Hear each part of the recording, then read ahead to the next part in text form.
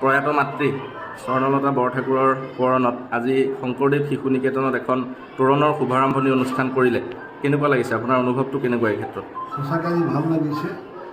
1994 চনৰ ডিচেম্বৰ মাহত এই বিদ্যালয়খনৰ শুভাৰম্ভ হৈছিল আৰু মাতৃয়ে এই বিদ্যালয়খন স্থাপন কৰাৰ সময়ত মোক অনুপ্ৰেৰণা দিছিল আৰু তেখেতেই এই মাটি দান কৰিছিল।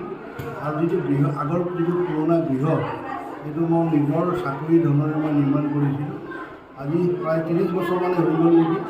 আজি আকৌ এই স্থানতে আমি এটা সুন্দৰ এখন তোৰণ নিৰ্মাণ কৰি দিবৰ বাবে বিদ্যালয় পৰিচালনা সমিতিয়ে মোক অনুৰোধ কৰোৱাত মোৰো ইচ্ছা আছিলে। আগতে অনুৰোধ কৰোৱা হোৱা নাছিল। নতুন সমিতিয়ে অনুৰোধ কৰাৰ লগে লগে মই কিছু ধন তেখেতসকলৰ আগধন হিচাপে দিছোঁ।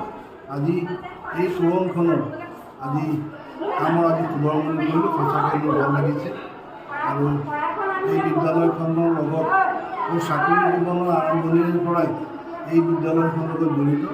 সঁচাকৈ ভাল লাগিছে। এইখিনিকে কথাকে কৈ